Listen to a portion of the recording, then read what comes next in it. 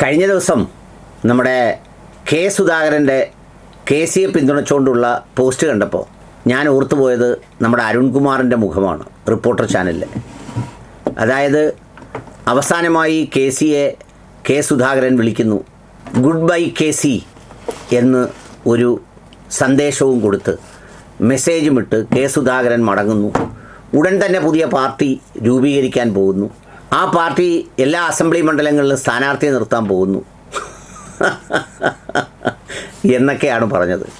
അപ്പോൾ അതുകൊണ്ട് എനിക്ക് പറയാനുള്ളത്, ഈ കോൺഗ്രസ്സിലെ സൈബറിടങ്ങളിലൊക്കെ അടിച്ച് തകർക്കുന്ന ആളുകളോട് പറയാനൊക്കെ ഉള്ളത്, ഈ ആരെങ്കിലും വെക്കുന്ന വിഷത്തിൽ കയറി കൊത്തി അടിച്ച് തൽക്കാലത്തേക്ക് ഒന്നും സംഭവിക്കാനില്ല, കുറച്ച് നാളത്തേക്ക് ഈ പറഞ്ഞതുപോലെ എന്താ പറയുന്ന ഒരു തമ്മിലടിയും കുറേ പേരുകളും ഒക്കെ അങ്ങോട്ടും ഇങ്ങോട്ടും കമൻറ്റിലിട്ട് കളിക്കും എന്നുള്ളതിനപ്പുറത്ത് ഒന്നും നടക്കില്ല.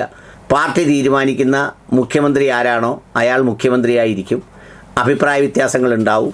ഇന്നലകളിലെ പോലെ തന്നെ ഈ പാർട്ടി മുന്നോട്ട് സഞ്ചരിക്കുകയും ചെയ്യും. അതിൽ യാതൊരു തർക്കവുമില്ല. പക്ഷേ ആ പോസ്റ്റ് ഓർത്തു പോയത് വളരെ സ്വാഭാവികമാണ്. കഴിഞ്ഞ ഇലക്ഷൻ സമയത്ത് അതിൻ്റെ അവസാന മണിക്കൂറുകൾ വരെ നമ്മൾ സാധാരണ എന്താ പറയുന്നത്, തൈരൊക്കെ അരങ്ങുന്നത് പോലെ, അല്ലെങ്കിൽ നമ്മൾ പാൽ ഉറച്ച ശേഷം അരങ്ങുന്നത് പോലിട്ട് അരങ്ങലായിരുന്നു.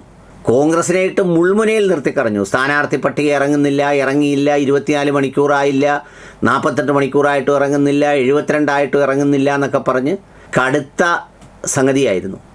അങ്ങനെ ഇറങ്ങുന്നില്ല എന്നും പറഞ്ഞ് കാത്തിരുന്ന കൂട്ടത്തിലാണ് കെ സുധാകരൻ്റെ എതിർപ്പിനെക്കുറിച്ചുള്ള വാർത്ത പറഞ്ഞത്. രാജിവെച്ചു, നോൺ ലയബിലിറ്റി സർട്ടിഫിക്കറ്റുകൾ വാങ്ങിച്ചു, ഉടൻ തന്നെ സുധാകരൻ മത്സരിക്കും. അപ്പോഴാണ് ഗുഡ് ബൈ KC എന്ന് പറയുന്ന ഒരു മെസ്സേജ് നമ്മുടെ അരുൺകുമാർ സാറൊക്കെ വാട്സപ്പിൽ കാണുന്നത്.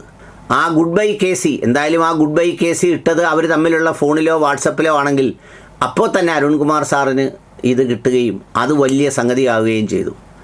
എന്നാൽ ഇപ്പോൾ അതേ സുധാകരൻ തന്നെ ഈ കേരളത്തെ നയിക്കുന്നത് KC ആകട്ടെ എന്ന് പറഞ്ഞപ്പോഴും ഞാൻ ഓർത്തുപോയത് സംഗതിയാണ്.